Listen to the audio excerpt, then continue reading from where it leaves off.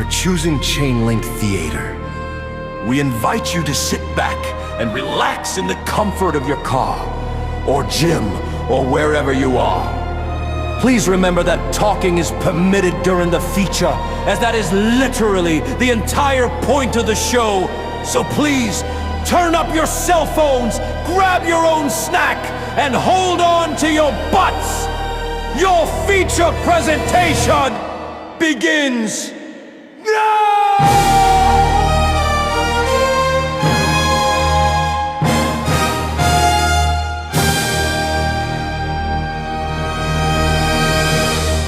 Welcome back to Chain Link Theater, the show where every movie leads us to the next, one actor at a time. I'm Autumn. And I'm Kyle. And today we're linking from Soylent Green to True Lies, thanks to our next link in the chain, the very famous Charlton Heston. The very famous... Yeah, I couldn't remember what I was going to say. You were going to say old school Hollywood. I couldn't remember. And then we started going, and I was like, nah, I'll just wing it. Yeah. Oh, well, you did good. He is the very famous. He's Charlton very, Heston. very famous. He is. What do you know about him? Not much. Soylent Green is People. Damn Dirty Apes from Planet of the Apes. Yeah. Guns. Yeah. There you go. This is a man who was born in 1923. That's a long time ago. That's over 100 years ago. Holy crap. Yeah, it is. Born October 4th of 2023. He left us April 5th of 1923. What did I say? 2023. See, that's how long ago it is. It is a long time. 1923, left us April 5th of 2008. Mm-hmm. He was in Planet of the Apes and Soylent Green and True Lies. He was also in the Ten Commandments. And Ben-Hur. He won an Oscar for Ben-Hur. Yeah. Have you seen that? Yes. Well, Oscar worthy? Chariot Race. Chariot Race. I haven't seen it since I was a teenager. What an Oscar. Yeah. Chariot Races. What about that? Lit, probably. Lit. I've never seen it. I don't. Someone falls off the back of one and then gets trampled, I'm pretty sure. Dope. And fresh. That's the whole movie, though, as far as I'm concerned. I don't remember anything else. Okay. And then I'm pretty sure at the end of that movie, everyone stands up and says, "I'm Spartacus." Yes. That's what I remember. I guess I've mixed those two together. Yeah. That's not him, is it? No. Okay. I didn't think so, but then whichever I'd be second guessing. Kurt Douglas or Michael Douglas, whichever one's the older definitely one. Kirk. Okay, that one is in that. Charlton was 20 when he married Lydia Clark in 1944, and they were together until he passed. Which is so shocking. Like a lot of the old guys we've done. First wife and 64 years. Yeah, a lot of the people we've done from back in the day have like 10 wives on the list. Like Orson Welles even had like known mistresses on his list. Yeah. Like this is when he was with this mistress while he was married to this wife. It's like, okay. Yeah. So that's actually really nice. I hope we're as lucky as they were. We'll see. Yeah. Maybe. He was also president of the NRA 5 different times. I don't even know what that means. It looks like from what I read, they voted a lot because they must vote yearly. Okay. Because it was 1998 to 2003 that he was president of the NRA. And that would have been around the first time I heard about him. It's like, oh yeah, that's that NRA guy. Yeah. That's like the last thing I remember about him is the NRA guy. I don't think I'd ever seen a Heston movie. I didn't know he died. I'm being honest with you. I had no idea he died. I certainly didn't know he died in 2008. Yeah, you were reading his thing and you were like, oh, he has Alzheimer's. It's like, no. He's dead. I think I thought that he was Robert Redford, if I'm honest with you. Oh, Robert Redford passed recently too. That's why I thought Charlton Heston passed recently. Oh, I see. Okay. Not even close. Nope. different men, you could say. You could say that. We'll have to check our sources. So yeah, don't know a lot. That's most of what I know. Yeah. A lot of my research about Mr. Heston started today. Yeah, as per usual, within the last 5 minutes. Yeah. Yeah. Yeah. I did a little before the movie. This is a lazy podcast if you haven't caught on to that. Yeah. So anything that you hear on this podcast, you could find out yourself in 5 minutes on Wikipedia it. That's where we get it. Yeah. But anyway, so history with this movie, True Lies. Okay, let's start with me because mine's shorter. Yeah. I think the first time I ever saw this was you showing it to me. Full send. Yeah. Yeah. Which could have been almost 20 years ago. But probably. I don't know if you've shown it to me again. I feel like we've watched it. I probably have made you watch it at least twice. Probably. But it's been a long marriage. What do you think about it? Do you want me to tell you before we do the whole thing? Anyway, I freaking love this movie. It came out in 1994, so I was 6 when this movie came out. 5. Yeah, no, I was 5 when this movie came out. Because it came out in July. Yeah, so I was 5 years old, and this was like my family would watch movies every like Friday and Saturday night together, and one person would pick the movie. Mine was usually Rock-a-Doodle or like First Wives Club, and this was in like my dad's regular rotation. So I watched this movie probably once every 6 weeks. Oh, this was one of those. Yeah. Okay. Wait, so every 6 weeks, does that mean this is what he picked every time? Pretty much. I feel like it was because I know. At least for a while? Yeah, for a long time. It was between this and Lethal Weapon. Oh, those are good picks. Have you ever even seen Lethal Weapon? Yes. Which one? All 4. Yeah. Actually, I saw the fourth one first. That's crazy. No idea what was going on. Well, how do you not know? But I love Joe Pesci, so. Okay. Okay. All right. Maybe we need to educate Kyle on Lethal Weapon movies. I've seen all of them since. Have you? Yes. You do this on the podcast all the time. You test me to make sure Doesn't Jamie Lee Curtis say in this movie, if you are going to ask me every question twice, we're going to be here for a long time? She does. She does say that. I just don't believe that you've seen Lethal Weapon. Okay. Not with your heart, maybe with your eyes. You know what I mean? That's a lot of movies, though. I saw with my eyes and not my heart. Yeah.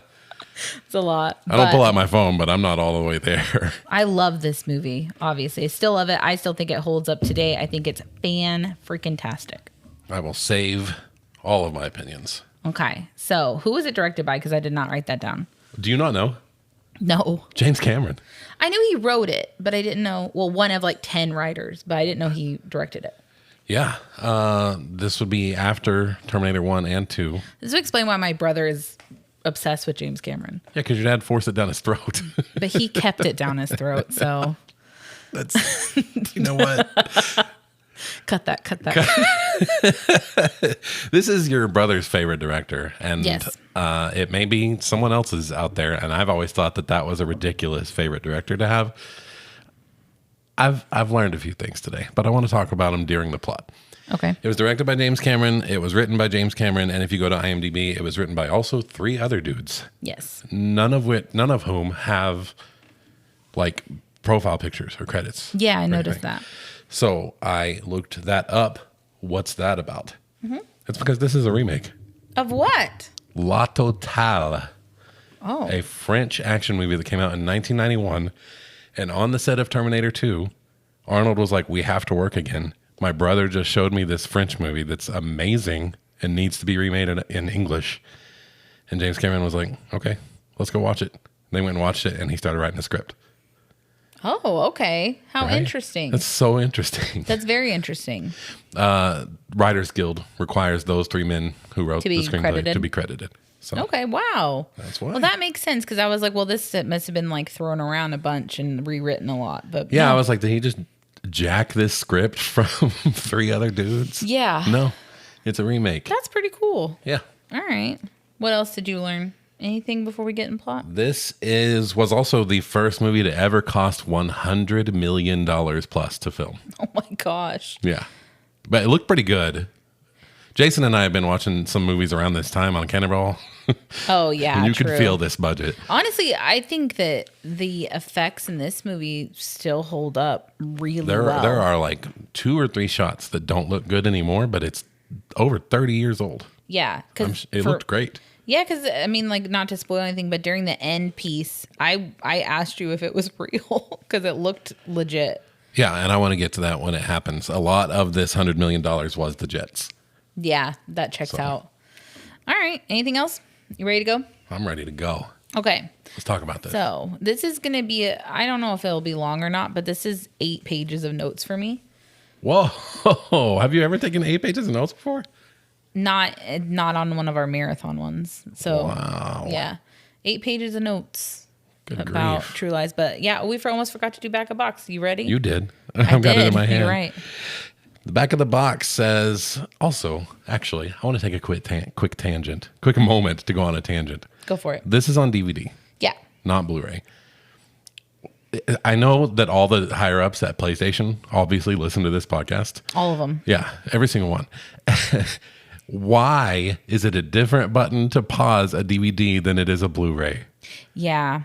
Why? I don't get that. Because isn't it circle to pause a Blu-ray, which has X always been the back button? Except in Japan. I don't know why it's circle. In Japan, actually, we have a Japanese PlayStation 3. Yeah, it's backwards. It's flipped. Yeah. Circle is confirm. It's stupid. Which also makes sense because an X kind of means cancel. True, but isn't circles like orange?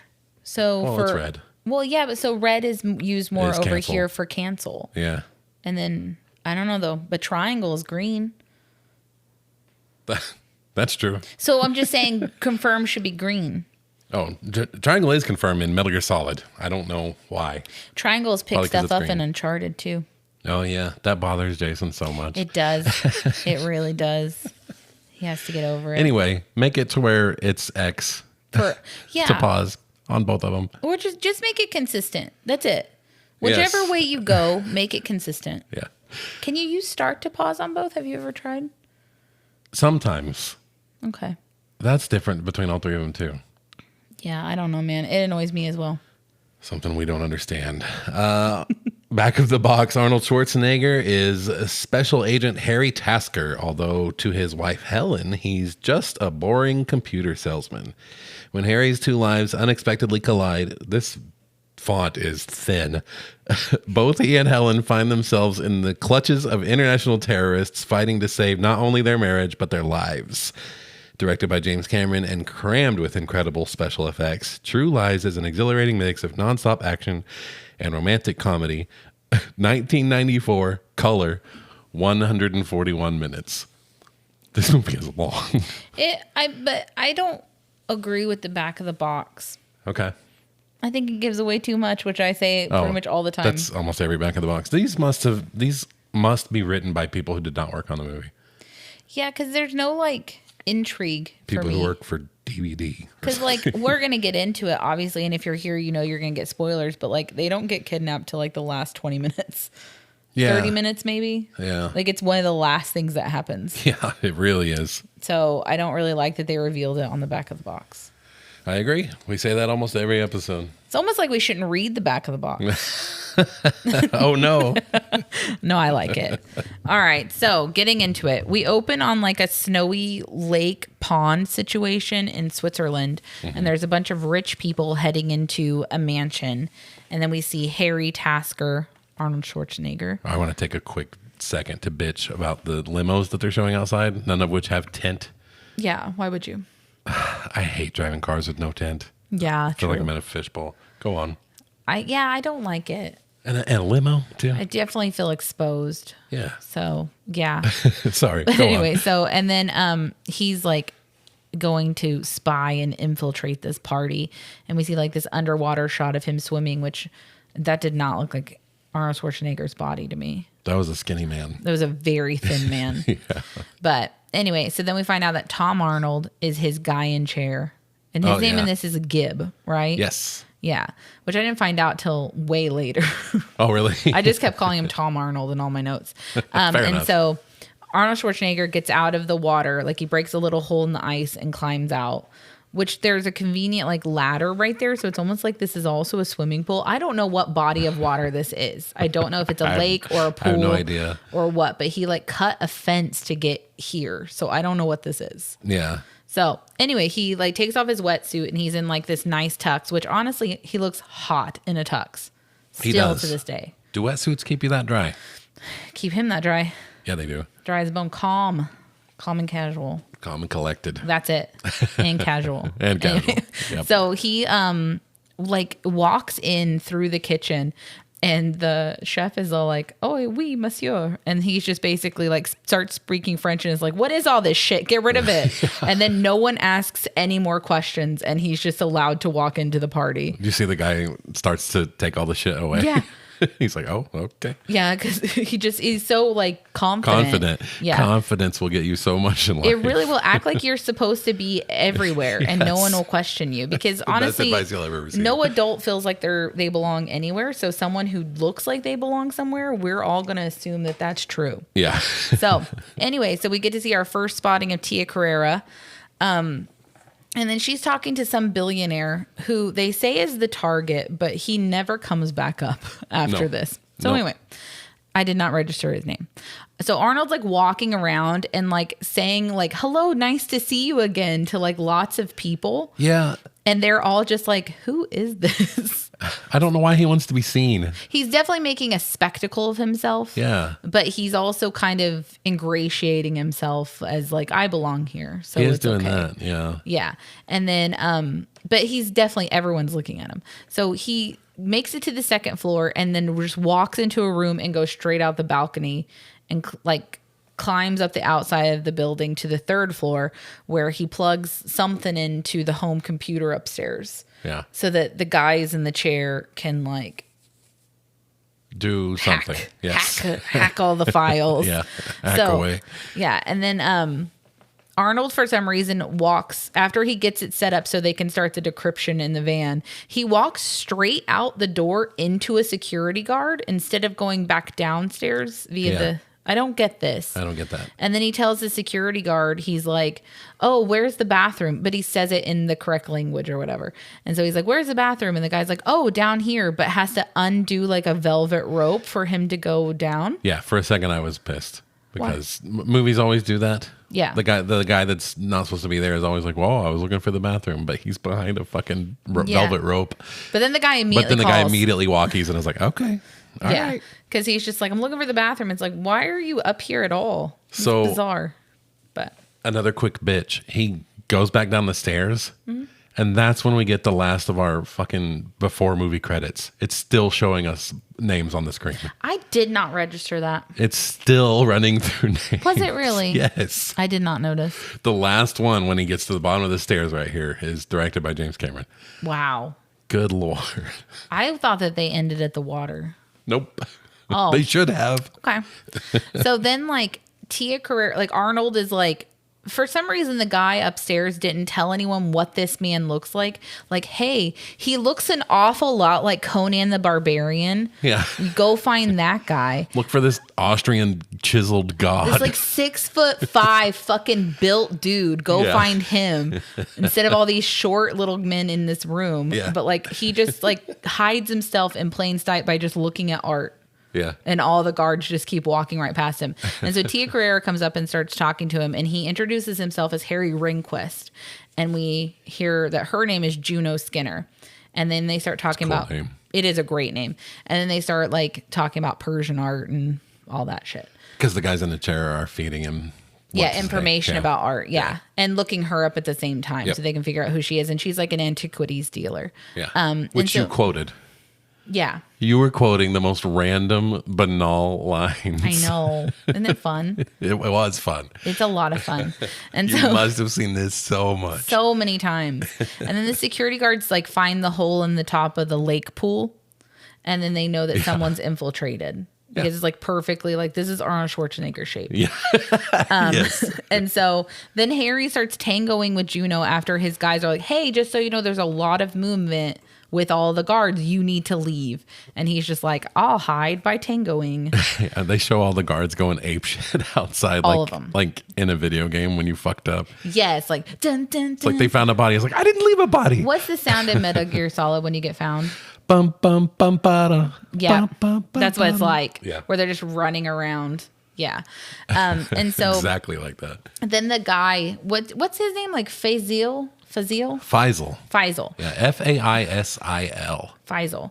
So he finally breaks into the computer and he starts off by saying like, I've got my hand up her dress. I'm going for it. Tom Arnold's like, get the goddamn files. Okay.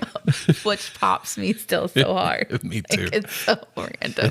And so then Tom Arnold like just keeps telling Harry like, you need to leave.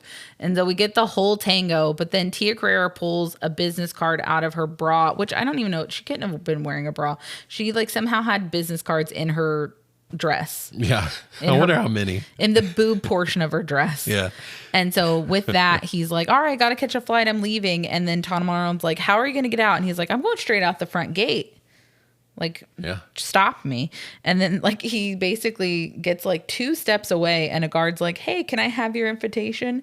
And when he was taking off his wetsuit, he put something by a shack. But we didn't know what it was, but he put something down. And so he just goes, sure, here's my invitation. And he causes an explosion. He sure does. And then he starts running. And then everyone's running after him. And then they stick dogs on him. And then this is a cool part because the dogs are coming straight at him. And he turns around and the dogs are jumping. And he just slams both of the dogs together. He gasps their flabbers. Yeah, he does. He just slams both of them together and then just keeps running. And the dogs are like, what the fuck just happened? Again, and they are so confused. They're just like, I'm not going after that guy anymore. So he's like running away. And then we get a bunch of shots of Tom Arnold and Faisal in the van, like chasing, basically trying to head him off so they can meet at the rendezvous point. Yeah. And there's just like lots of like, Faisal saying something like friendly hijinks. Yeah, like, oh, the roads are slippery, and Tom Arnold's like, it's called ice and it gets a little slick. Yeah, that's word for word. You said that while he said it. Yeah, because that's one of the lines I remember. But anyway, so it is such a random line. But then they basically catch up, and this is a cool part, I thought, because so like Arnold Schwarzenegger's just killing all of these guys who are like skiing after him and chasing him in the snow. Yeah. And then he gets to the van, and while he's getting in the front seat, he tells Tom Arnold to lean back for a second, and then shoots 2 more guys over, like through Tom Arnold almost. Love it. Love it. It's so bad. Basically, he's a badass.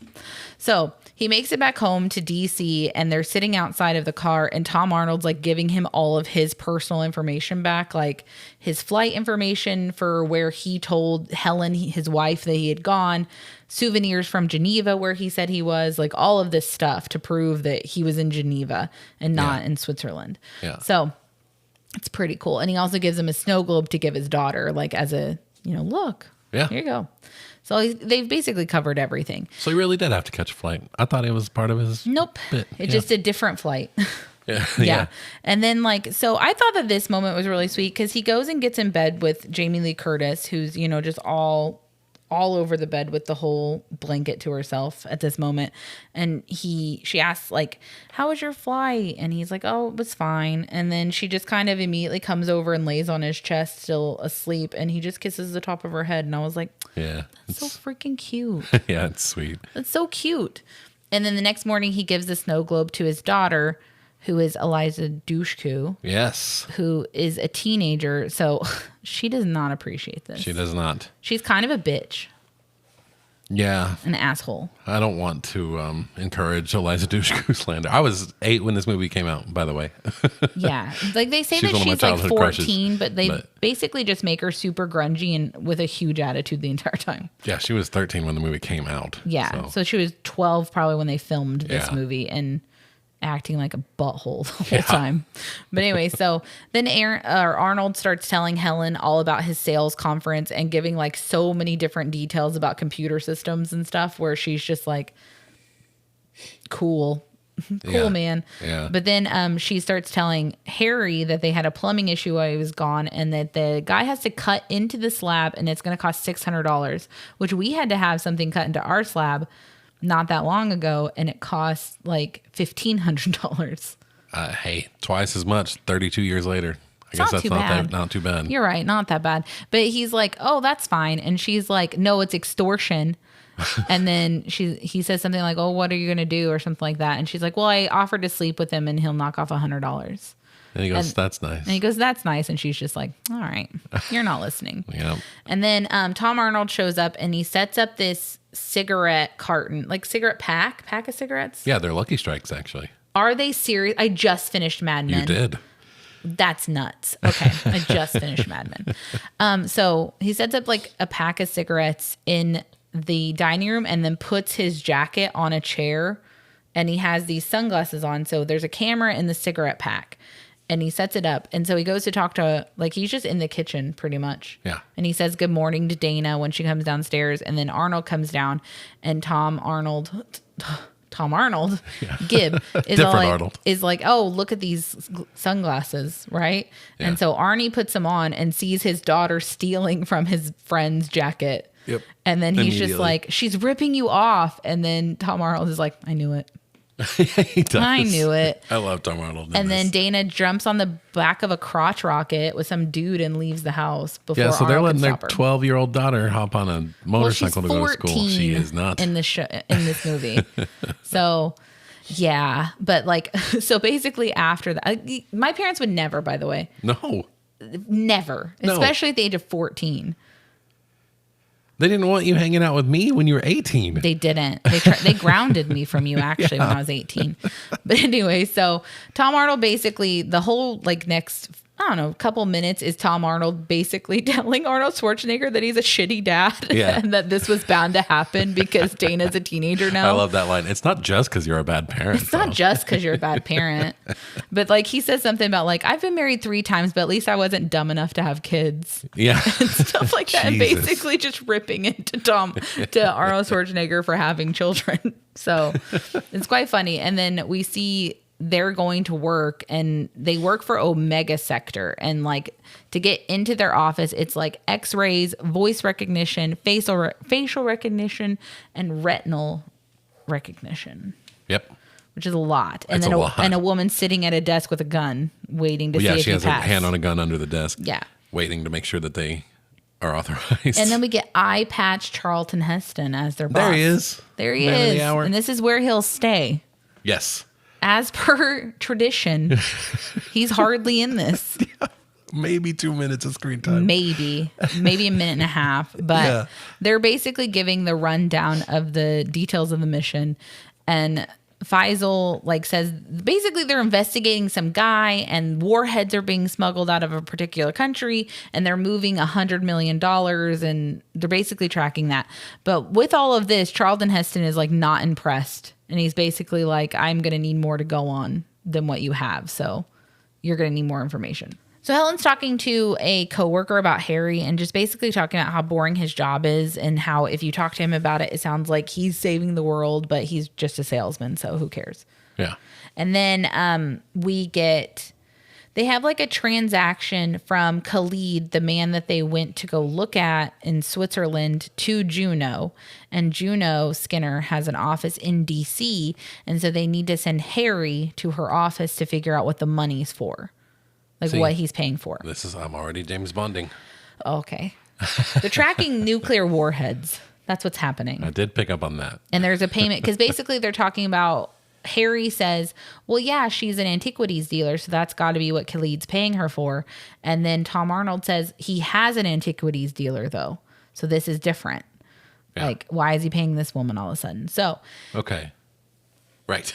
So they go to a meeting. Just Harry goes to a meeting with Juno Skinner at her office. And he says that he also deals with antiquities and he's buying something for his clients for their new building. That's his cover story. Yeah. So she's basically flexing, like walking around flexing how powerful she is essentially and how easy it is for her to convince some of these countries to give them these things because she has so much power or influence. Yeah. Those sorts of things. It's a cool set. It is a really cool set. And he walks by a giant head statue at one point and he's like, that's a nice piece. And do you see the way she looked at it? No. She looked back like, that? Oh, probably because she knows what she's doing. Yeah. And I think that might have been her first clue that he's not on the up and up. Yeah. And she's like, you're kind of dumb. That's not it. But like, she's basically just bossing a bunch of men around and yelling at them. Queen. Yeah. Queen energy. She's super hot in the scene. She is. And then they say when Harry leaves, because he doesn't pick out a piece, they basically mention that this has got to be the hit because the second he showed up at that office, they started getting calls from ghost numbers checking on Harry Rehnquist's cover story. Yep. So he's already being like sussed out by these people. Which may just be something they do, but yeah. And then a random guy walks into Juno's office and we find out, should I say his name now? Anyway, a random guy walks into Juno's. It says his name on the subtitles at this point. Aziz. Yeah. So Aziz walks into Juno's office and he's just one of the guys that she yelled at and full on slaps her in the face. Ooh. Yeah, slaps her in the face, and she's basically like, "You're lucky you're paying me so much fucking money." Yeah. And he's just like, "You've literally exposed us by being a whore. Like, Jesus. You shouldn't have let this man in here. You've put us at risk. This is a huge operation." And she's just like, "He checked out, okay?" And then he slaps her again. I hate this man. Oh, yeah, I get it. He's the bad guy. Yeah. So that makes sense. That all checks out. So then Helen calls for Harry, and she's patched to the hotel that they're working out of to see if he's going to come home for dinner. And he's like, yeah. And then we see like a little scene of her and Dana cooking, and Dana's letting the dog lick the icing off of the cake. Yeah. And there's a part where she's like, "That's disgusting, Dana." You love that. I do, because I just remember that too. I don't know why. But then because apparently I don't know if Harry can drive. Do we ever see Harry drive a car? A couple of times. I mean, because Tom Arnold's always driving. I think that's Tom Arnold's GMC, but so Tom Arnold is driving him back home from work, and while they're leaving, they realize that they're being tailed. So Harry is like, "Well, drop me off at the mall, and I can see if they're still following me." No, I'm stuck on the can he drive thing. Now I'm wondering if Schwarzenegger can drive. I don't know He if I've drives ever in seen this him movie, drive. though. What? Does he? Yeah. Oh, yeah, you're right. Yeah. You're right. Whispered it. Hopefully you guys didn't hear it. But anyway, so there were 3 men in the car, and he gets dropped off, and he takes the cigarette camera with him. And so he's basically just looks like a douchebag walking around in a trench coat, sunglasses and cigarettes. And it's the 90s, so he's just smoking inside buildings with no questions asked. Yeah. So he walks into the mall, and 2 guys get out of the car and follow him, leaving a 3rd guy in the car. And Tom Arnold's telling him all this, and he's like, "Yeah, do I look like I'm blind?" And he's like, "Oh, you do kind of look like Ray Charles right now."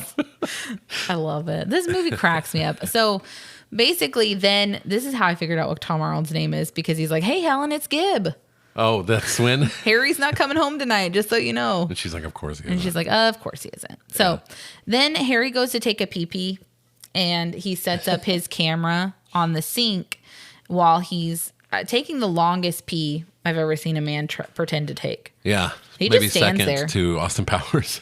Yeah, actually, it's about the length of Austin Powers' pee. It's a while. It's a long time. And so the bad guys follow him into the bathroom.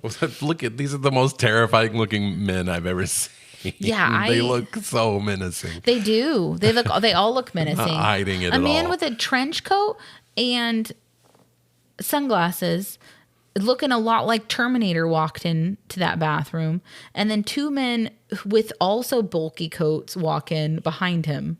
Yeah, and Aziz is bald with long hair. Well, Aziz isn't out there yet. I know, but he's about to be. Yeah, he's about to be. But like, yeah. So anyway, the first guy comes in to pretend to wash his hands, which how often, okay, I don't go into men's restrooms, but how often do men come in just to wash their hands?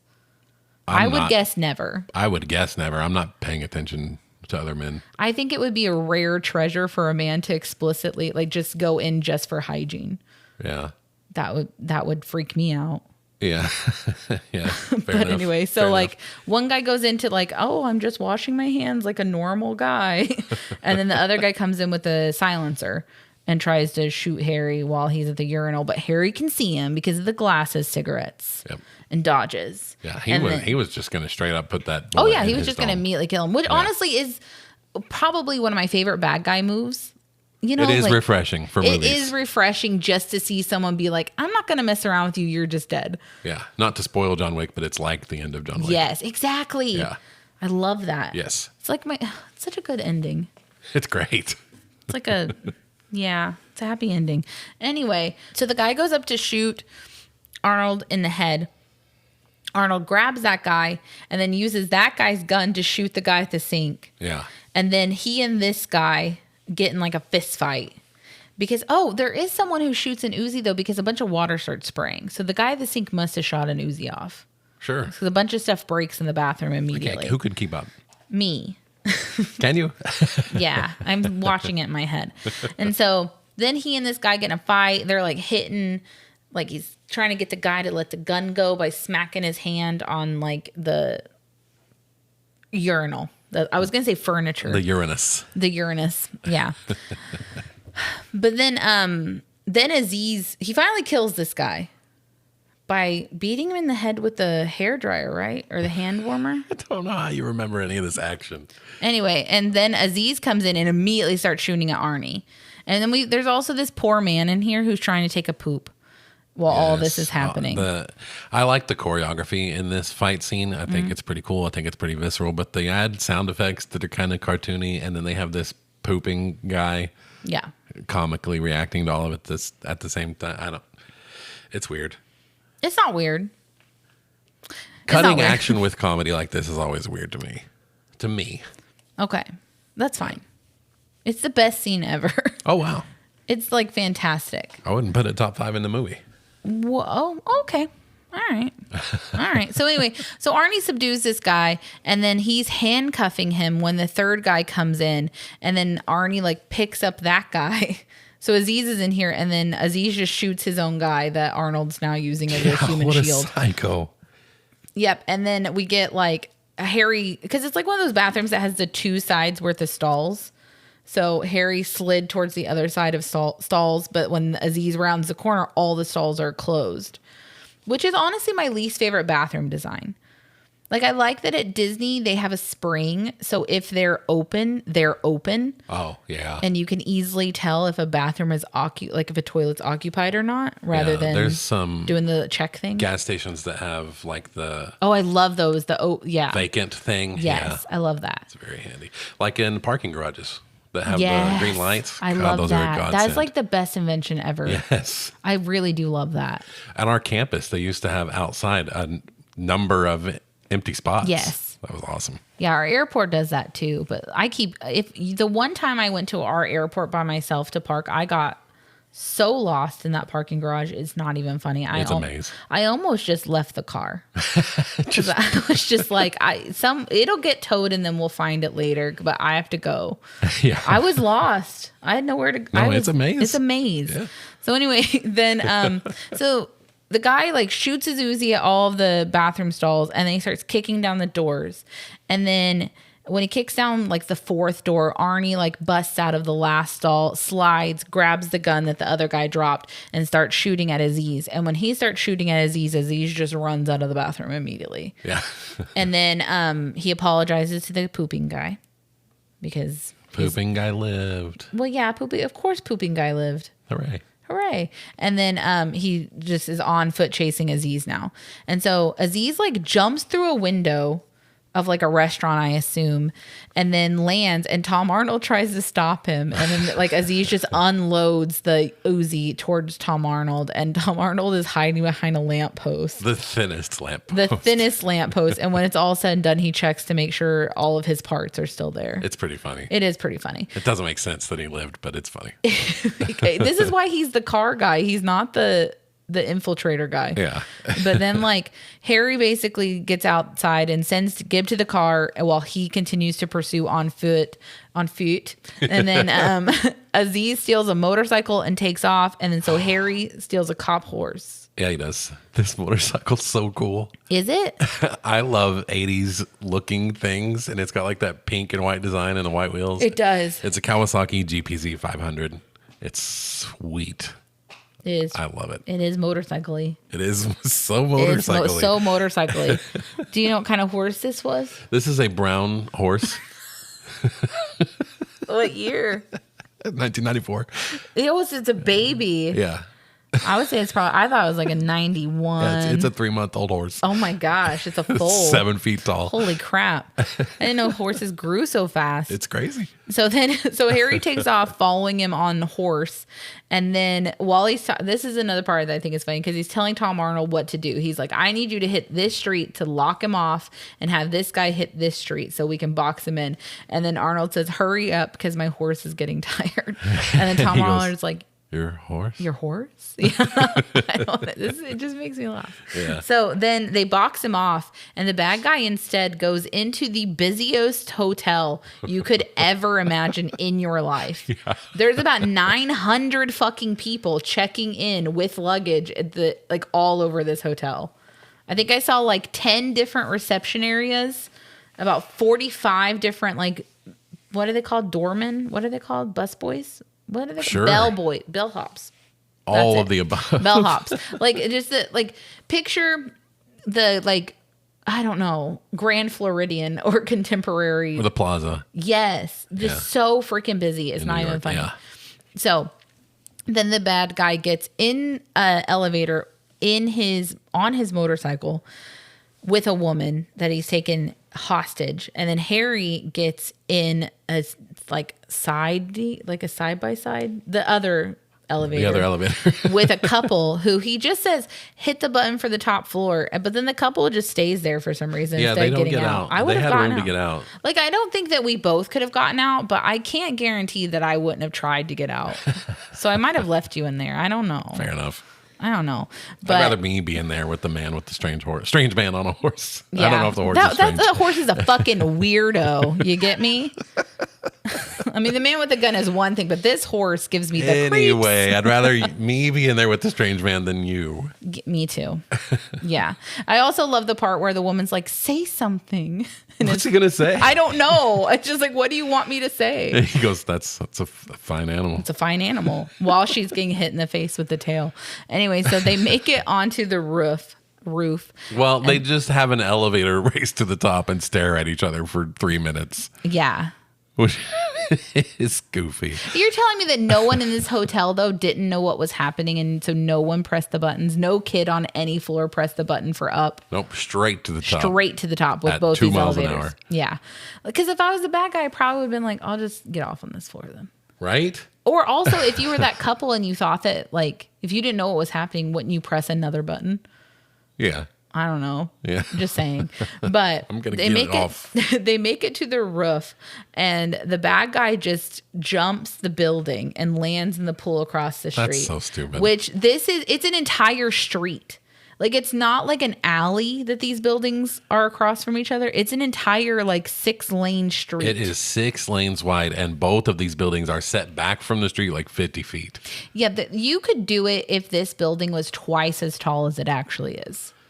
It's, well, on the bike. Yes, on the bike. Yeah. It's dumb. There's no way he could have made this. There's no way he could have made this. They even show him when they first show him drive off the top of it. He did not make it. He was not going to make it. I love those clips. It's like in Gone in 60 Seconds when he ramps Eleanor. Yeah. And you're just like, no. You're still in the air. I love watching clips where you're like, they're already going down 2 feet off of the ramp. But then in the movie, they're like, look, we made it. And it's like in Rat Race where that Cadillac got destroyed. That's a different one I like to look for. When the car literally breaks in half. And then it's fine. Yeah. And then they're like, no, it's all good. It's like, no, you're not driving out of that. But then Harry attempts to follow on a horse. Mm. And it's like this big climactic part where it's like, I don't know, the Chariots of Fire music almost. Pretty much. Dun, dun, dun, dun, dun. Yeah. And then he's just on the horse racing for the edge.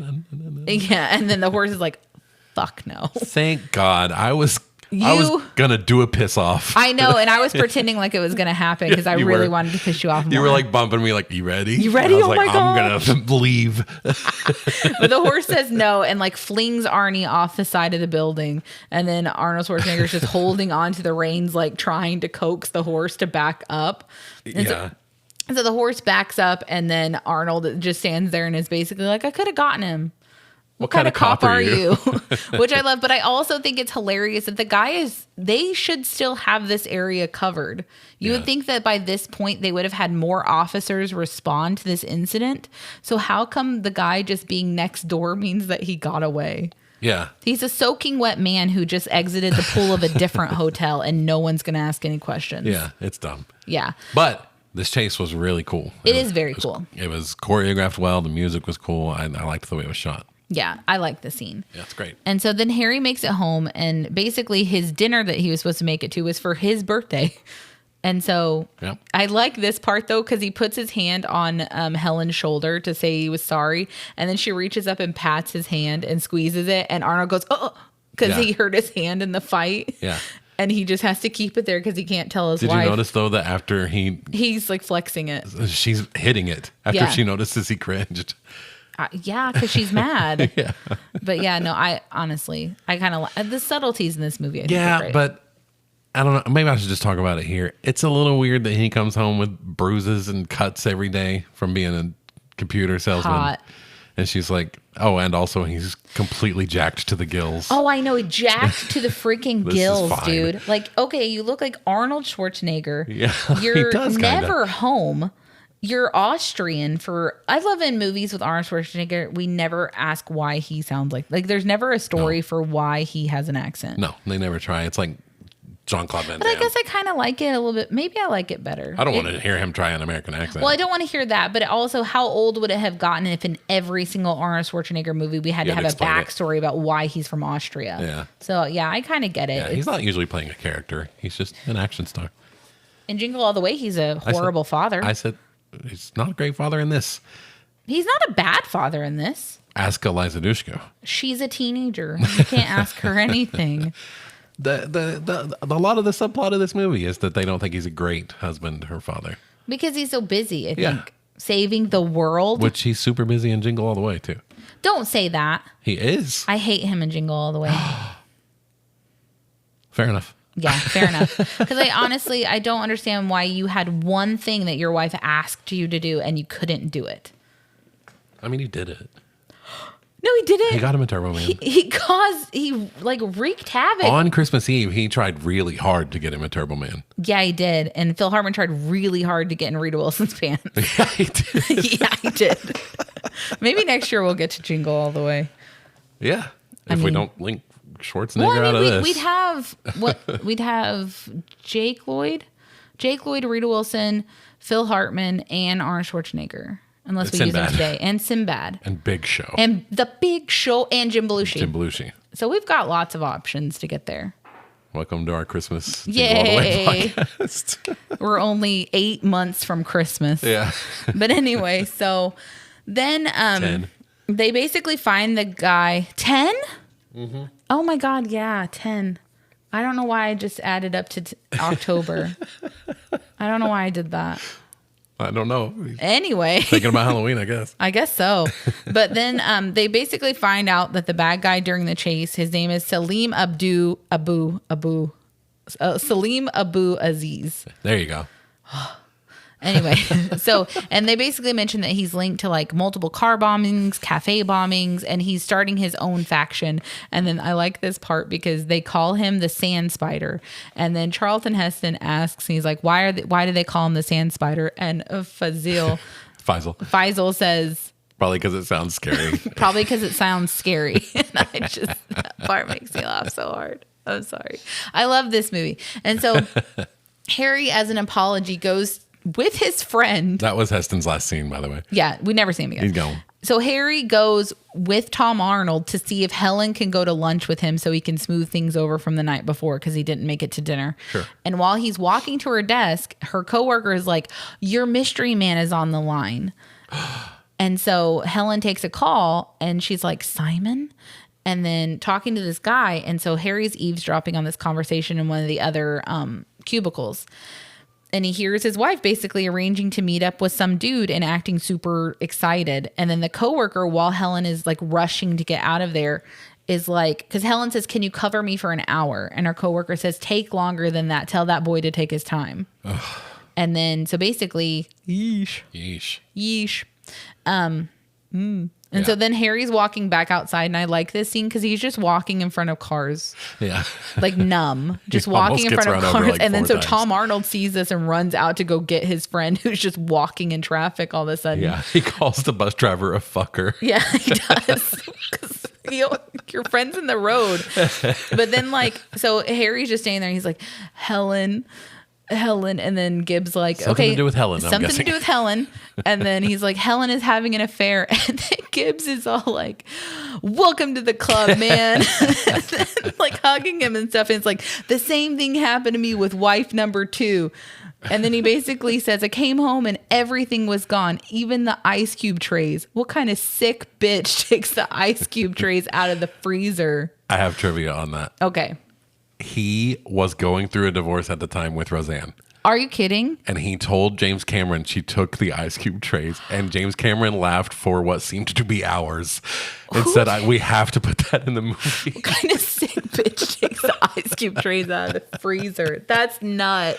I didn't know that. Right. That's such a weird move. Yeah. To be like, because like I've seen like TikToks and stuff where some women will take like one pair of your, like half of your socks or something like that. Or like, just like one piece of like one of your AirPods. Oh, or something diabolical. Like that, Yeah. Or like just fray your cord at the top. So you have well, to if you get cheated, fuck you. Oh, if you cheated, cut the cord for sure. Yeah. But like, that makes me laugh a lot. And so basically he's just talking to Harry about like, it's okay. Women cheat. We'll move on. It'll be fine. And then Harry eventually like slams him against a car and is like, stop cheering me up. And then he says, what did you expect, Harry? Yeah. He gives him like this grim reality. And he's like, Helen is flesh and blood and you're never home. Oof. So this is going to happen. And then he puts his friend in the car. And I think it's kind of cute because he does the head thing like the cops do. Yeah. And he's all like, we're going to go beat the crap out of some terrorists. It's okay. We'll figure this out. Yeah. And then, so back home, they're having dinner and Harry is like, the mood is nuts. Yeah, it's crazy. Like you can tell that cut he's that tension with a angry. And he basically is like, I went over to your office today to have lunch with you and you weren't there. And then Helen already has this like huge story about why she wasn't there. And it's because someone needed files. And so she went up to this floor and their printer needed a different format. So she had to go back down to reformat and all of this stuff. This bothers me because he knows she's lying. Yeah. How can he ever look at her the same knowing that she's that good of a liar? Yeah, that's the question. Yeah. Because she does this easily Yeah, with no stress. Yeah. Like I'm guessing this happened to her at some point, and this is what she's reliving. It just didn't happen today. Yeah. So, but no, she has no stress at all about what happened. Nope. And so the next day at work, Harry's like, they're talking about like Juno and people like that in their actual case. And then Harry's like, put a tap on her phone. And then Tom Arnold's like, I've already done that. And he's like, no, Helen's phone. And then Tom Arnold's like, that's a felony. And then Harry's like, we do it 20 times a day. Just do it. And so he starts like reading transcripts from Helen's calls because now they've tapped her phones. And like, this is Bill Paxton's role. Yeah, it is. And so Bill Paxton is being like super secretive. And he's like, Helen, I need you to meet me. Can you meet me at lunch? And she's like, yeah, what's wrong? And he's just like, you're the only one I can trust and stuff like that. Yeah. And so he says he needs to meet her the following day. And so Harry that night asks Helen if he can meet her for lunch the next day instead, since they didn't get to have lunch the day he went to see her. Yeah. And she already has like an excuse. Yep. She's like, no, I'm going shopping with a friend at lunch. Yeah. Can't happen. And so he steals her purse and then gives it to Gib, who puts like a tracker and a microphone and GPS and like basically like 10 different things that nowadays would be just one device that did the whole thing. In 1994, it must have been the size of an Xbox. It would have been the entire bottom of her purse. Yes. Like, it would have been heavy. Yeah. You know that she, for the next several days, was like, why the fuck is my purse so heavy? Right. It feels like it has like 10 extra pounds in it. Yeah. But anyway, so the next day they follow her to lunch with Simon. And what car is she driving? Dude, she is driving a red 1986 CRX. There is a car in the next scene that should probably be cooler to most people. But not to you. I think CRXs are the perfect Hondas shape. Right? Yeah. Okay. It's the perfect car shape. It's so beautiful. I want one so bad. And then they show a 1959 Corvette in the next scene, and I was like, I don't care. I don't care. I've already seen what I want. I want this Honda. It was a nice little Honda. It was cute. It was red too. Yeah. Did you already say that? Yeah. It's so cool. So we get our first look at Bill Paxton, and he's got like a whole mustache. And he does, and his goofy haircut. He looks so, and he's wearing him. like a cheap suit, Yeah, like really cheap. And so he basically, she sits down, so soupy. and he's like, "Were you followed?" And she's like, no, I did everything you taught me to do. And then he's like, if I get a signal, I'm going to have to leave. You're the only one that I can trust. I completely forgot where any of this was going. And I was still popping. And you were just like, whoa. I was like, oh, I love Bill Paxton so much. And then she asks if he's out on a mission. And then she says something like, I don't remember what he says. But then she's like Cairo. And he's like, oh, Cairo makes this look like, I don't remember what he says. This makes Cairo look like a walk in the park. Yeah. And like that sort of shit. And then Harry and Gib are listening and like, who does this guy work for? Like, clearly this is an agent of some kind. Like, who is this guy? And then he's like, did you see the news? Yes, the other day with the shooting in the mall. And Helen's like, oh, that was you. And he's like, I had to. And she's like, you chased that guy? And he's like, my training just kicked in. I was trained to be a lethal instrument and all this shit. And so they're sitting outside. And I love this part because Gib is like, I'm starting to like this guy. I am too. And then Harry just like looks at him and he's like, no, we're still going to kill him. Obviously. But I like him. And so then they follow Simon, because his name's Simon. I don't know if I said that. Back to the car dealership. And he's just a used car salesman. Yep. So Harry puts goes this for sale sign back up in the Corvette window. Yep. And then Harry goes on a test drive in the Corvette with that Simon. Corvette was $17,000, by the way. It's so cheap for what you're getting. Not get a vet like that anywhere close to that price anymore. No, I would guess like 107,000. Right? Yeah. Probably. Yeah. So that's like more than double. Yeah. But like, so on the ride, basically Simon is like kind of telling Harry about like, oh, I've got an angle that works. And Harry's like, what's your angle? And he's like, oh, it's a trade secret. And then the very next scene, he's giving him all the details. Yes. And he's like, so basically like, I just talk to like lonely housewives and I create danger and a sense of adventure for them to spice up their boring lives.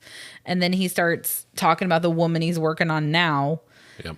And claiming like, oh, she's like a real hot piece Harry of. Asks. Yeah, she like has got the best body. She could be so hot if she wanted to be, like all this stuff. And then Harry pictures himself murdering Simon for a second. Just one quick punch. Yeah, which makes him very happy. Yeah. And then, so that's pretty much the whole scene. He doesn't like. Basically, I think Harry thinks at this point that they're sleeping together already. Yeah, and we're supposed to think that. Yeah. And so then Gib hands Harry the transcripts from today's Helen calls. Yes. And then he's like, oh, she didn't talk to Simon today at all. And then Harry's like, she didn't talk to him? And he's like, nope. And then Harry immediately slams, oh, this is Harry driving, slams on the brakes. Oh, yeah. And then Gib is like, oh, is it my turn to drive? And then Harry's like, where is page 10? Page 10 is missing. Where is it? And then Gib is like, I don't think you need to read it. And then in the text, like they're talking about Helen agrees to meet Simon. Like, can you meet me under the bridge at 8:00? I'm so glad they had him voice act it. I know. You're the only one I can trust. It's so all great. That stuff. Like, I don't think that this will work on me at all because I'm too lazy to leave the house. You don't want to be outside, let alone on adventures. I hate men, number one. I hate people. Yes. I hate leaving the house. I don't like driving. Yeah. There's no way. And then I don't like adventure. Yeah. It would never work. No. It'd be like, you want me to drive somewhere for this? Hell no. No way. Not happening. Even when, well, that'll happen later. I'll talk about that. So then Helen meets Simon under the bridge and he puts her in the Corvette, which I think is funny because he's acting like he's being followed, but they're in this really noticeable Corvette with no top. Yes. The least conspicuous car. Yes. Inconspicuous car. I don't know the difference. Inconspicuous means unsuspicious. Okay. And conspicuous means suspicious. Kind of. Okay. Because I always get confused because it seems like inconspicuous should be the good one and conspicuous should be the bad one. Wait. It is. Fuck. I don't know. I'll never learn. It's fine. And so then he pretty much, while they're driving, Simon tells Helen to put her head down. And like Jamie Lee Curtis like barely scoots a little bit down. Yeah. And then he's like, no, put your head like down. And he puts her head on his lap. She doesn't really want to be down there. She doesn't like it. She's super uncomfortable. Yeah. But then like, because Harry has now called all agents off of what they're working on to follow this Corvette. And so all of the agents are like, oh yeah, she's got his head in her head in his lap now, Yahoo, and stuff like that while they're following it. So Harry's just getting madder and madder. Yes. And so they make it to a trailer, and Simon basically, his cover story is, this is my safe house because all of my way nicer places are too hot right now. I love this guy. Yeah, this guy, honestly, the Riz is a lot. So like Helen asks Simon what he needs her to do, and he's like, I need you to be my wife. And then she's like, I'm already married. And he's like, I need you to pretend to be my wife in Paris because there's a double agent in my unit and I can't trust anyone. And if they see me they're going to be looking for a single man. Fuck no. The answer is no. Yeah. But anyway, so after some drinking of wine, she agrees. And then he says, you just saved my life. Like the lines are really good. I'm not going to lie. And the delivery. The delivery is great. And then his next like piece of the puzzle is like, well, you can't be afraid to touch me. So we have to work on our physical intimacy because a married couple is going to be comfortable touching each other. I mean. And she keeps jumping every single time he touches her. She does not like it. Yeah. But she's kind of letting him kiss her neck right now. And then Harry and his team are getting ready to infiltrate outside. So while that's happening, Simon is like all like trying to make out with Helen at this point, and she is now telling him no and physically kicks him off of her body because he wouldn't stop. Yeah. So she kicks him, and he's standing in the kitchen, and he says, this is what I love, because he says like, if not for me, then for your country. And that's where I wrote down, this is one of my favorite movie characters of all time. So funny. I love it so much because it's like one of my favorite songs in Greece too. Let's do it for our country. It's so great. But like, honestly, his character is fantastic. It's amazing. And so then they like blow the side off of his trailer to get in. And while blowing it off, Simon screams and falls onto Helen on the couch. So it looks bad right now, but everyone's screaming. Simon's on top of Helen. And then Harry's like, you just see his angry eyes. And they grab both of them. And then Helen like kicks Gib, because we know it's Gib because we heard the voice, but kicks Gib in the balls, is running away. And then Harry grabs Helen while she's running away, and she bites him, so he drops her. And then one of his coworkers, this poor guy who doesn't know what this situation is, hits her in the head with a gun, and then Harry decks him. That guy's like, what the fuck's going on? And then they throw them both in the back of a truck. I didn't even know about this mission until 10 minutes ago. I know, this isn't like, I thought this was a terrorist. Like, what? Why'd you punch me? But like, so they take Helen to this like huge empty room with just a two-way mirror and a stool, and they start questioning her about Simon. And the voice is like really deep and booming, the like overlay voice or whatever. Yeah, the disguised thing over it. You do it because you probably do a better impression than me. Well, what do they say? It's like, sit down. Sit down. Yeah, like that all the time. So everything. Like when you see like on reality shows, like that person that's shrouded in darkness and they change their voice because they don't want to be revealed. Right. Yeah. Yeah. Usually when I see those voices, it's because like something horrific has happened to them and they're on like Murder, She Wrote, or I assumed it was always just lighthearted, fun topics. No, it's usually a big. I'm kidding. Okay, even that voice. Yeah. And so they're like, they basically say that Simon is part of a faction, and they call him. What do they call him? Carlos something. Carlos something. Carlos Mencia, the Vice. Probably. Yeah. No. Why did I say yeah? No. Carlos something. And You're so in the zone. They're basically like, how did you meet Carlos? He's a terrorist. And basically how she met him is because she was eating lunch and reading a book by herself. And this is his Riz. So he ran up to this woman at the table and handed her a briefcase all out of breath and was basically like, you have to keep my briefcase. I'll contact you. I'll die if you don't take it, and that sort of a thing. And she's just like, so she took it for some reason. I would have left it at the freaking restaurant. This is the thing I was going to mention earlier when I said I'll save that for later. I was like, you would have just left that briefcase. I would have left it for sure. Yeah. There's no way. I'm not getting involved. Like, okay. And then just leave. Okay. I'm going to leave this. All right. And so she breaks into the briefcase, and he has it like all decked out like a secret agent. There's a passport, different types of currency that I assume are fake money. Yeah. Maps. Shroot bucks. Yeah. He's got maps. And then he has a gun. He uses a gun to get these women. Yeah, but the gun that he fires at the dartboard later looks like a gun, and it's just a... Do you think that was this? Maybe. Because that already happened. It did look like a different gun, though. Oh, I wonder if it is. This looked like a Desert Eagle. Because we do have an airsoft that looks like... I don't even know where we got that thing because we don't even have airsoft guns. It looks like a 9mm. Yeah, I don't know where we got that. So maybe that's what it is. Yeah. But like, there's a gun in the bottom of it. And so he's just giving out all of this stuff. I mean, how often does this not work though? And then you've lost all of these prompts. Yeah. That's my question. So like, she continues to see him. They basically are like, why did you continue to see him? And she's like, because I wanted to help. And then Harry asks like, were you attracted to him? And she at first is all like, no. And then she's eventually like, I mean, like, you know, kind of, I guess. I mean, it's Bill Paxton. And then what I love, because the only two people questioning her are Arnold Schwarzenegger, her husband, and Tom Arnold, his best friend. The two Arnolds. And so Tom Arnold keeps like coming in and being like, oh, so is cheating really common for you? Schwarzenegger has to keep stopping him, put his hand out. For real. It's so funny. And then she's just like, I wasn't cheating. And then they ask her about Harry, and she's like, no, my husband's a good man. And then like he's like, oh, but you don't want to fuck him anymore. I love it. He's like, I'll be bad cop. And he's like, I don't need a bad cop. I don't need it. I'm just trying to figure out what's going on with my wife. Up. But I love all the interjections. Yeah, it's great. I do wish that when Gib talked, we got to hear his voice, because I'm sure it just sounded like Tom Arnold. Yeah. We didn't hear it voice change, but that would have been funny because you would have been able to tell us two different people. Yes. But I personally just love all the like, why don't you like my friend? Yeah. Idiot. But anyway, then they're like, so you agreed to go to Paris with Simon? And she's like, yeah. And then like Arnold Schwarzenegger's like, why? And she's like, I don't know. I guess I needed something. And then he's just like, what did you need?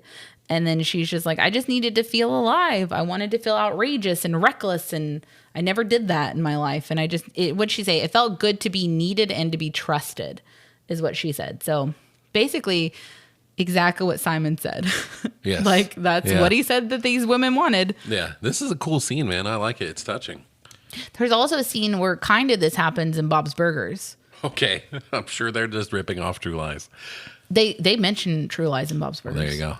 Because this little tangent that doesn't have anything to do with Bob's Burgers. I've noticed a ton of scenes in here that are in other things.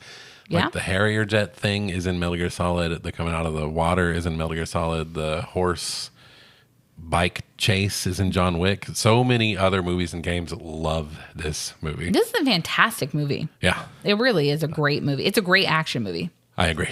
Okay, good. Well, all right, episode over. We got his opinion. See you next week. But anyway, so she basically just says that she just wanted to do something because she felt bored. And then, like, she says something. What? Oh, she said something about like the sand is running out of my hourglass. Yeah, is another thing she said. And then Harry asked her, like, did you sleep with Simon? And she says no. And then Tom Arnold goes, she's probably lying. And then he's all like, what? Then they ask her again, don't they? Yeah. And they're like, you didn't sleep with him? Or like Tom Arnold says something about it, and she freaks out, grabs the stool, and is like screaming about like, I did not sleep with him. And she almost breaks the window. And then Tom Arnold's like, she might be telling the truth. I don't know. And then Harry asks if she still loves her husband. And she says, yes, I love him. I've always loved him. I will always love him. So yeah, he feels all mushy-gushy. I love it. It's iconic too. It is an iconic scene. It's very nice. And I love that he loves his wife so much, because at this point, we haven't seen sexy Jamie Lee yet. She's just always dressed homely. Yeah. But he's still so in love with his wife. Yeah. Which I feel like is realistic. Yeah. You know what I mean? Like, he just loves his wife. Yeah. So then they say that there's only one solution. She has to work for them to get out of this situation. Because keep in mind, they've still convinced her that she's been unknowingly working with a terrorist. Yes. So he's like, you have to do something for us or go to prison. And then she's like, oh, gee, let me think. What am I going to decide? What am I going to pick? And then Gibbs like, this is a terrible idea. He's just like, what the fuck are you doing? He's like, let me cook. Let me cook. I got something. And then he says that the code name is going to be Boris and your code name is going to be Doris.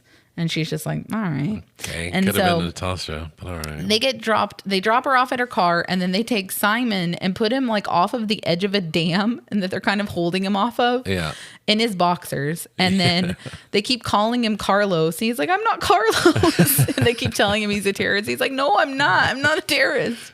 And then he says, you can just let me go. I haven't seen your faces. And then they immediately take their masks off. Like, no. He's like, no. And then he basically sees Harry and is like, are you still interested in the vet? Fucking car salesman. And then they're like, we know you're a terrorist. He's like, I'm not a terrorist. I got a little dick. It's pathetic. It's pathetic, man. And then he pees himself. So I honestly love his character in this movie. Him. It's so funny. And so then we go to dinner with the family, and Harry asks like, oh, so yesterday must have been like, last time must have been really hectic for you, babe. And she's like shaking all of a sudden. And she's like, oh, my flat tire? Yeah, it was really scary. What? Also, before they leave that damn scene, he offers them the vet for free. Yeah. Should have taken that. I would have taken it. Yeah. I've been like, you know what? But anyway, yeah, move on.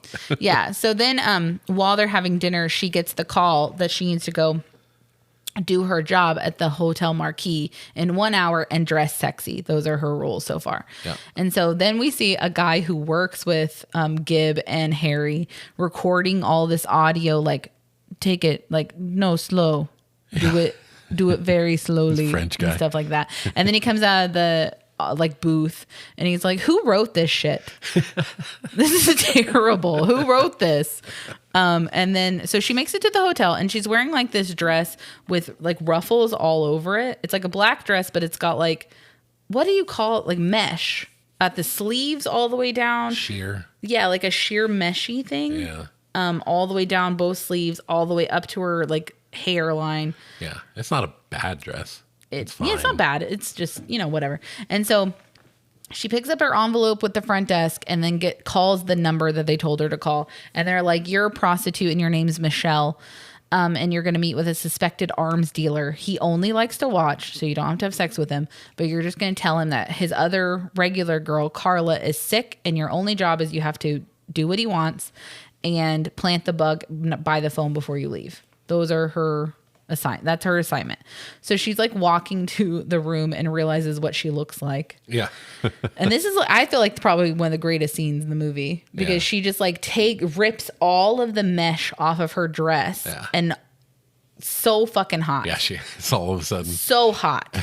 She slicks back her hair. Yeah, we were watching and I was like, how's she gonna make her hair look good? Slicks it back. Haircut. She slicks it back. She puts on her lipstick. She puts on mascara. She does, because also this is what I love, because she's still carrying her massive purse. Yes. She didn't change her purse for this act. Her mom purse. Her mom purse is still there. And so, like, so hot. If you've never seen this scene, I would look it up. Yeah. I would partake if it were me. But also greatly acted. She's a great comedian. She is. Just the physical comedy. It's amazing. Yeah.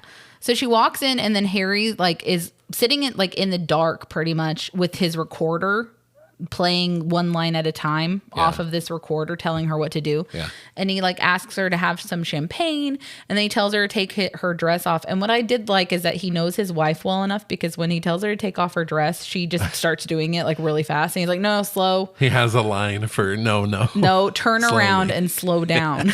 Yeah. And then he asks her to dance and she just starts like, I don't know what she starts doing at first. But like grooving like a white guy in a club. Yeah. And then he's like, no. She's just like pointing and like, yeah, it's great. And then he's like, no, dance sexy. And then we get the whole like sexy Jamie Lee dance scene, and her panties look fantastic, because if it were me personally and someone had told me to do this, my panties would not have matched. Oh, ever. Yeah. So it would have been like, okay, I guess you want to just look at my Hanes panties. That's fine. But she looked great. Yes. Fan-freaking-tastic. Yeah, she's rocking. Like 100% rocking it. Yeah. But anyway, so. He was 47, by the way, when they filmed this. She was 36. Oh, okay. I looked that up, yeah. Wow. She looked fantastic. Yeah, she looked great. Anyway, so whole dance scene, he eventually tells, because he's like speechless, let's be honest. Yeah. And then honestly, I think the acting is fantastic, because he looks like a guy who's watching his wife do something hot. Yeah. to be honest. Like, he's all into her. And she looks uncomfortable, like she's trying to figure out how to get out of this situation. She's like, this is dangerous. Yeah. So anyway, then he tells her to go lay on the bed, and she's like, they just said you just like to watch. And he's like, go lay on the bed. I don't know why he thought this was a great idea. Yeah. So he goes and has her close her eyes and lay on the bed. And then he goes up and starts touching her with a rose, and then leans down to kiss her. And then she smacks him on the head with the phone. This is not how he thought this was going to No. go. Which, I mean, like, what did you expect? She I don't doesn't know that it's you. Yeah. She thinks that she's about to, like, this was not the deal. Yeah. Like, no. And so she smacks him on the head with the phone twice. And then she is like, grabs her dress and starts running out, and then remembers the bug she's supposed to plant, kicks him in the stomach, calls him like a son of a bitch, and then lays the bug by the phone that's now on the ground. Yeah. And then starts running out of the room. Yeah. And then he's all like, reveals that it's him. And she kind of stops and is all like, Harry? And then a group of armed men bust through the door and start taking them. And what I particularly like about this scene is because Harry is trying to explain to the men that she's just a prostitute, let her go. Yeah. And she's like, Harry, let me handle this. Yes. This is my spy work, clearly. Like, you don't know what's going on. Dude, I love this. There's a lot of movies I've watched recently. I've watched a lot of movies this year because of these podcasts. Have you been keeping a track on our... No. But we keep track on Spotify. Mm-hmm. There are a lot of movies that do not understand their characters and their motivations, and James Cameron knows exactly what these characters think and feel and how they would act in this situation. And I think that it's very important to trust your characters to carry your movie. I think it's going well. It is. Jacob, I'm impressed. Yeah. All right. James Don't Cameron. let him get a big head. So anyway, they're like officially kidnapped, and I just love it because she literally keeps telling them to let him go because he doesn't know what's happening. Yeah. He's just a computer salesman. And he keeps telling them, no, she's just some bitch I met in the bar. Let her go. Classic mix 'em up. Yeah, classic mix 'em up. And so then they get to the plane, and Juno comes out, and Helen still doesn't know what the fuck is happening because now this woman is talking to her husband in like a flirty way, and her husband is telling this woman, I don't even know this bitch. Yeah. Just let her go. And so then like Jamie Lee Curtis starts being like, tell her that you know me. Like, you know me, we're married. And then she ends up showing Juno the locket that has a picture of Harry in it. Yeah. And Harry rolls his eyes. He's like, are you fucking serious? Now I can't get out of this. Yeah. And then they basically put them both to sleep and take them somewhere. We don't know where yet. Yeah. So we basically find out because they land on this island. They're both still captured. Aziz is on this island, and they've been smuggling nuclear weapons in the precious artifacts that Juno has been sourcing for them. That's how they've gotten them in the country. Yeah. So Helen still thinks at this point that Harry's a salesman. Yeah. Because Aziz is all like, what is it? And he's all making jokes about like, oh, this is, because they show him like a nuclear warhead, and they're like, what is this? And he's like, oh, it's like a water heater. I don't know what it is. It's a espresso machine. I don't know. Mr. Clever. Yeah. And then they basically, Aziz threatens to shoot Helen if he doesn't tell him what this is. Because basically they're just trying to prove that their faction is now like has nuclear power is what they're doing. Yep. So then Helen finds out because he says like all of the words about what type of nuclear warhead this is. And she punches him in the face. Yeah. And he basically just goes, sorry, honey. And she's like, you can't call me honey anymore. You'll never get to call me that again. And then they make Harry film a video informing the United States of the power that this terrorist group has. Yeah. So, and then they find the transmitter and all the stuff in the bottom of Helen's massive purse. So Harry's team knows that they've been taken, and they are trying to get to the location, and then they destroy the transmitter. So they take Harry and Helen to this like shack where this weird guy with a bunch of instruments wants to ask Harry questions. And Juno tries to piss off Helen by basically pretending that her and Harry had an affair. And Harry basically just keeps being like, nothing happened. I've never had sex with that girl. Yeah. No. None of that. And then he gets pumped full of truth serum. And I like it because I love it. Juno also says that she's doing all of this for money and she doesn't care. And that's why she's doing it. And so Helen's like, oh, you have a truth serum that makes you tell the truth. And he's like, yep. And then she's like, okay. He's like, well, the only way to know is ask me something that I would normally lie about. And she's like, are we going to die? And he's like, yep. And then he's like, they're going to shoot us in the head, or they're going to torture us to death, or they're going to leave us on the island when it blows up. So... She's like, and she's like, okay, stop. Stop. And then she's like, have you ever killed anyone? And he's like, yeah, but they were all bad. Iconic line. And then the other guy comes in, and then Harry starts like describing how he's going to kill everyone in the room with this guy in there. Yeah.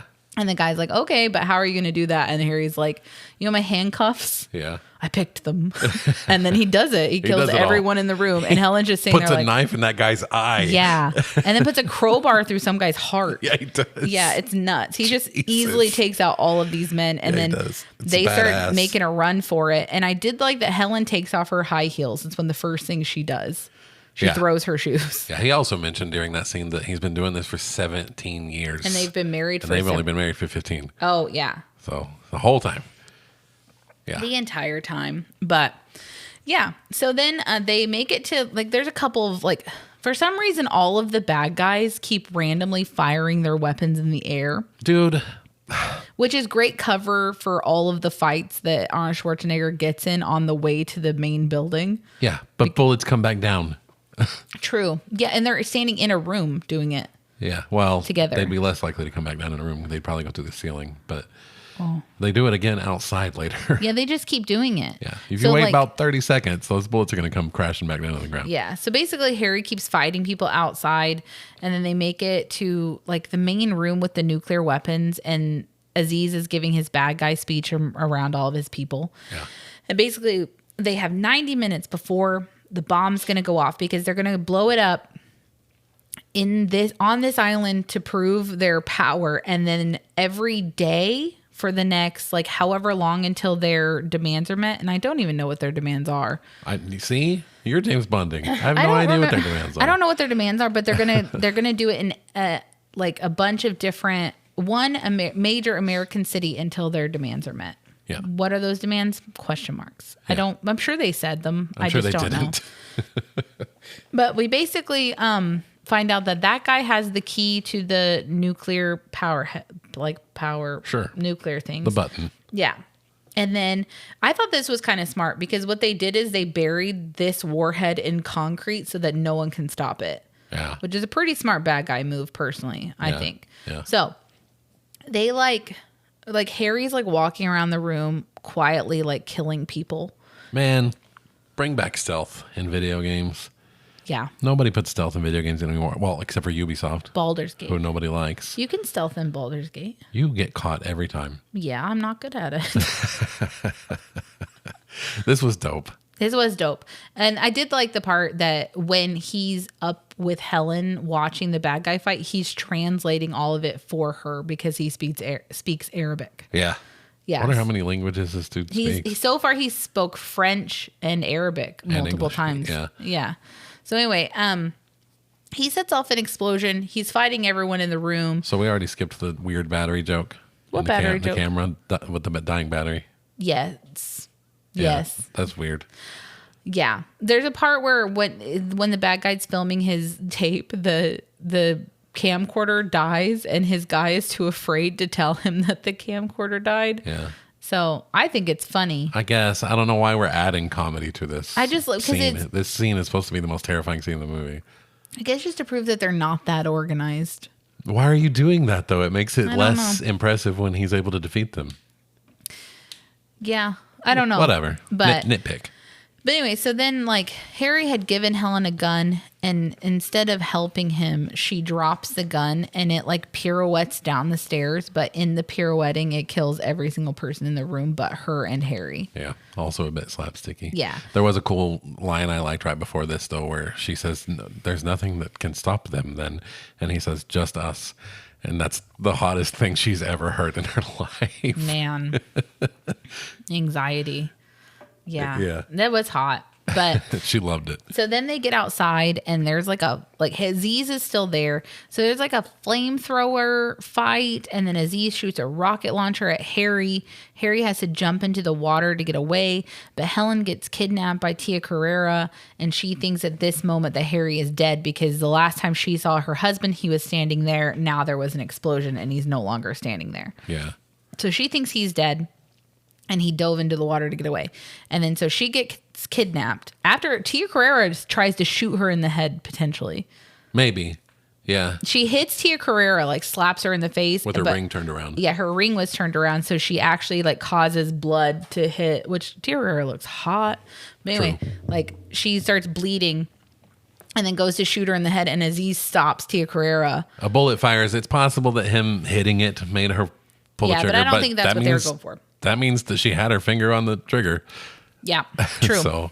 So they take her as a hostage, and then Omega shows up to save Harry because they just followed the explosions, basically. And then we also know now that they're in the Florida Keys, so they're able to drive into the United States, and there will be no security checkpoints. Yeah. So then they take off to chase Helen, and Gib and Harry are like in the helicopter mobilizing like Harrier jets and the military and the local police force and all the things that they need to save people from this nuclear explosion that's about to go off that they cannot stop. Hell yeah. And then the Harrier jets shoot out the bridge, which I liked to the this bridge part. Scene. I liked this part because the guys in the Harrier jets, because they're like, hey, there's nuclear weapons in these like moving vans that you need to get rid of. And the Harrier jets say, if we shoot them, will the nuclear bombs go off? And Harry goes, no, they won't go off. And then looks at Gibbs like, I don't know. I don't know. Jesus. But anyway, so they like shoot out the bridge, and then 2 of the nuclear bombs are gone now. They've been destroyed. And then Tia Carrera and Helen get in a fight in the back of the limo, and then during the fight Tia Carrera like accidentally shoots their driver in the back of the head. Yeah, that guy's been in the whole movie. Yeah, not anymore.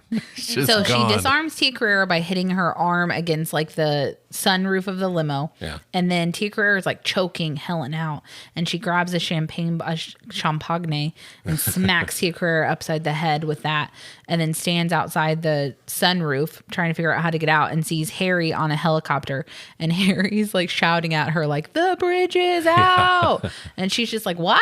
It's one of those legendary Schwarzenegger quotes. Literally. And she's just standing there like, what? And he's like, the bridge is out. And then eventually she turns around and is like, the bridge is out, Harry.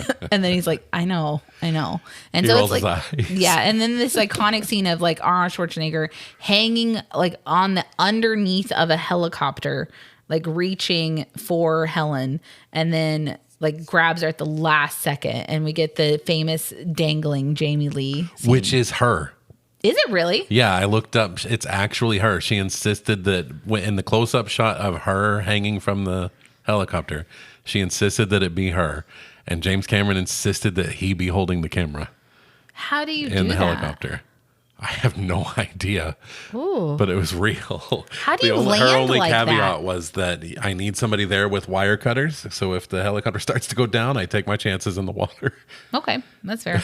Got me loose. Yeah. But yeah, she that's did it. so cool. Yeah. Wow, that's impressive. And there's a quote in Bob's Burgers where in Bob's Burgers he buys a model, like a robot, what's it called? A robot helicopter, like the flying RC. Yes, an RC helicopter that's modeled off of the helicopter from True Lies, complete with a dangling Jamie Lee. Try not to mention Bob's Burgers Challenge Impossible. I'll never be able to. Bob's Burgers comes up all the time. Yeah. But anyway, so she's saved, and I kind of like this because they land, and Tom Arnold is rushing around telling everyone, like, don't look at the explosion. A nuclear explosion's about to go off. Do not look at it. But then, like, Jamie Lee Curtis and Arnold Schwarzenegger start making out. And I honestly thought this scene was really pretty because they're like all, disheveled because they've been in like this firefight and just were kidnapped. But during the kiss, Arnold Schwarzenegger just puts his hand up to block both of their eyes while they're still kissing. And I think it's really sweet. And then the nuke goes off and it's blinding white light. Yeah, but they're still kissing. I thought it was really cute. And then they find out that their daughter has been kidnapped by the bad guy. Oh, no. Yeah. It's not the end of the movie. No. And so the terrorists are holed up in Miami on the 20th floor of like this abandoned or being built building. And so Harry basically just goes up and steals a Harrier jet. And what I love about it is Harry's like, I'm getting in this. And then Tom Arnold is like the best wingman ever because Tom Arnold's like, oh, yeah, no, I'll sign the paperwork for him. It's fine. He can drive it. No big deal. Like, obviously he can take it. Best wingman. He's been the best friend this whole movie. He really is. He does whatever. Yeah. It's just, it's He's awesome. got this dude. He really does. And so like then he says something about like basically he's bragging about Harry's Harrier jet skills, and while Harry cannot figure out how to get like basically it's me trying to fly anything in any video game. Like, oh yeah, don't know how to do it. Yeah, I don't let you fly anymore. Jacob didn't either. Yeah. Like my entire life, if a video game encounters a flying level, you or Jacob have had to do it for me because I hate it. Yep, I know. So anyway, so then like he like runs over a cop car. I feel like it probably wasn't worth the money to do that scene or that bit personally, but you know, it is what it is. They destroy a whole cop car just so that for comedy. Yeah. Just so that the wheel can roll over it. Yeah. So then like the bad guy is watching the news coverage of his takeover because they keep shooting at anyone who gets close to the building, but not actually at people, just more like a stay away from us kind of standoff thing. Right. And then the bad guy like has requested a news team and they've shown up, and part of their news crew is Faisal. So he's acting as the cameraman for this news crew. So they've infiltrated now. The good guys have infiltrated this area. Yep. And Dana is being held here.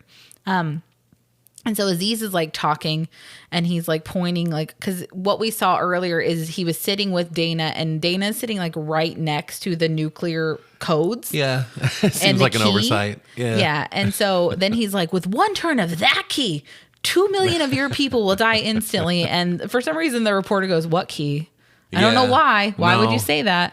And then like he turns around and he's like, where's the key? And then Dana's you just left like, it sitting next to one of a family of action heroes. Well, yeah, she doesn't even know that yet. She has no idea where her parents are. Do you realize that? I know. Yeah. And so Dana takes off running, and then Faisal takes out everyone in the room because there was a gun hidden in the camera. Yep. Immediately takes him out, secured this floor at least. Badass. And then Dana starts climbing the crane on top of this building with the key in her mouth. And like, so Aziz is chasing Dana, trying to get the key. And then like, she says like something about like, don't come near me, you wacko. And then he looks so mortally wounded by that. He does. He's all like, how fucking dare you? Yes. Wacko. It wrecks his world. It does. He's like, that's the worst thing that's ever happened to him. Yeah. He's very sensitive about it. But then like Harry arrives and he kills everyone on a floor. I don't know which floor this is. I'm guessing it's not Faisal's. I hope. I hope not. Because if so, Faisal's dead. Yep. He takes out everyone on a floor. Then like Dana slips on the crane and then Harry ends up underneath her with the Harrier jet and he's trying to catch her. And then so she turns and sees that her father is now flying a Harrier jet. Yeah, she doesn't have time to have questions. Not really. She just goes like, Dad? Yeah. And he's just like, jump down. And she's like, no, what the fuck? No. And then like somehow like he bumps the crane at the same time because now Aziz has like sent a couple of his guys up in like a helicopter to try and fight the Harrier jet. So he's trying to fight the helicopter while trying to catch his daughter. It's a lot. It's a lot. And then Harry... like he takes, I don't remember. This is a lot going on. There's a lot of flying stuff. Yeah. So she falls and then Harry reaches out to catch her because she landed on the nose of the Harrier jet. And like Aziz fell on the back of the Harrier jet or jumped on the back of the Harrier jet. Okay. So this is where I want to talk about. Okay. The budget. Go for it. The $100 million was the Harrier jets were real, most of them. And cost $2,400 an hour each, including an additional $2,400 an hour for pilots.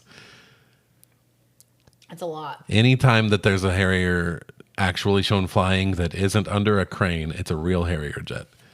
Now, the one on the crane was apparently an actual replica they built for Arnold to sit in and just hung it from the crane on a set. Yeah. And then put green That's screen why it below looks it. so good. Yeah. Yeah. It looks great. It for does look really 32 good. years ago. A couple of like the top down shots look a little like, that's not real. Yeah, that's because it's just superimposed. But all the distant shots look really good. Yeah. Yeah. Yeah. Well, that's amazing. Worth the budget, I'd say, because it still holds up, this movie. Yeah. So Harry is trying to like catch his daughter basically. So he's like reaching over to grab her because his windshield's broken and get her secure. And he ends up getting her to where she's like wrapped around the broken part of the plane, like the windshield. And then Aziz comes up to try and stab Harry and basically is all like, oh, if you don't give me the key, I'm going to kill you and your daughter on top of this Harrier jet. And then Harry like looks at Dana and is all like, Here we go. I'm gonna shake this guy off, and she's like, all right, and she just immediately like sees his face and then just holds on tighter, and her dad like rolls the Harrier jet. Aziz falls off onto like a missile that's attached to the Harrier jet. Gets his shirt hung on the This is the missile. worst part. Yeah. Because then Arnold Schwarzenegger says, "You're fired." You're fired. Why? And then shoots Aziz into the helicopter full of his own people. In the pantheon of corny action lines, it's not that bad. But he hasn't had a single corny line this entire movie. No. So why add one at all? He didn't need to say anything. I don't know. It's such a well-written movie outside of that line. That line is the one that makes me go, oh, God. Yeah. All right. That Whatever, that though. didn't age well. It's still a great movie, but like then he lands. They live happily ever after, basically. Yep. Helen is now working with Harry on his spy stuff. And then at the end, we get to see Simon, who's still back on his bullshit, hitting on women. So it does the ending on the bridge. Yeah. And then it does the ending under the crane. Yeah. And then it does the ending at the dinner table. Yeah. And then it does this ending you're talking about now. Yeah. That's why it's 2 hours and 21 minutes long. Was it really? Yes. Oh, wow. And so Simon is still like telling women, now he's a waiter. He's just trying to pick up women at this location, doing the same, like, I'm a secret spy kind of thing. Yeah. And then we end with Harry and Helen having a tango and Tom Arnold yelling at them to please stop. And next time he's getting out of the van. Yep. And that's the end of the movie. That's the end of the movie. I still love this movie. I think it's fantastic. I do too, man. It's awesome. It's a great movie. It's absolutely great. I don't have any complaints. Me neither. Other than you're fired. James Cameron got everybody back for a sequel set to film in October of 2001. What happened to it? You remember what happened in September of 2001? September. Oh, 2001. Oh, shit. I don't know why I thought you said 2021. No. He had everybody back, and then something happened. I don't know what it could have been. And he is on record as saying, yeah, I just didn't think it was funny anymore. Yeah. Well, is it funny now? Right? He's a little busy filming 25 Blue Cat movies. No one asked for those. Your brother did. No, he didn't. I don't have to watch them because Jay will just tell me what happens. Has he already done that? Yeah. Sweet. Tell me. I like it. I will. I'll tell you. It'll be like the telephone game. So I don't think it'll be accurate. Better. Even better. I don't know. I gained a lot of respect for James Cameron in the last 2 hours. Jacob will bother us till the ends of our days. There aren't really that many James Cameron movies. Oh, I thought you were going to say there's not really that many days left. That too. I'm okay watching all of them now. Don't. What? It's just Terminator, Terminator 2, Aliens. Well, Jacob's supposed to come home this summer, so you and him can have a great time. And then all the Avatar movies. Okay. And Titanic. Jacob's coming home in the summer, so there you Is go. he? Sweet. Yeah. James Cameron-a-thon. I want to play board games. Anyway, I still think it's great. I recommend this movie to anyone who hasn't seen it. I think it holds up so freaking well. I do too now. And honestly, now that it holds up. No kidding. I'm very judgmental about movies. You are. It holds up a lot. It does. And honestly, like I was kind of surprised at how little terrorist stuff there was and how much relationship fixing there was. Yeah, they forgot about the terrorist plot for hours. I honestly really like it though, because like the way that they portrayed Jamie Lee Curtis, like after she took her clothes off, holy crap, her body was rocking. If this movie had just been the terrorist plot, I wouldn't have been as interested. Exactly. Yeah. But I just loved how much he loved his wife. Yeah, it's great. Especially when they were making her seem so boring and homely. Yeah. And he was just like, hell no, you're not going to leave me for this Outside of maybe like Eliza Dushku, everybody in this is well written. Yeah. And Eliza Dushku is basically just blanket teenager. Yeah. It's like, but I love it. I think it's fantastic. I think it's a great movie. So I do too, man. Anything else you want to say, or are you ready to get to what we're doing next week? Oh, whose turn is it to pick? I get to pick the actor this week. You get to pick. Okay.